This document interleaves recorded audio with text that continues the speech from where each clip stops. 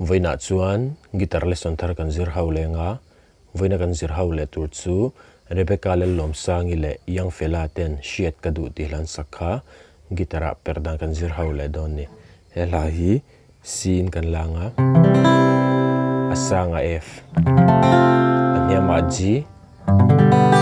minor A minor D minor chuan C7 kan hmang tel bokang o C kan meta kuzung te in third string third fret metal khani mai a fifth string atanga strum thlak chuan hela po hin strum dan chi khat kan nei lenga tengan strumang down down down up ti khana down down down up down down down up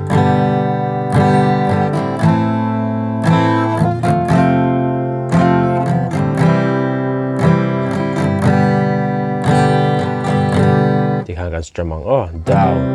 down down up tikhan hlawkpui in kan strum chuakang chuan alhamiling karam play lenga uluk don ilongai thlale cheu don ne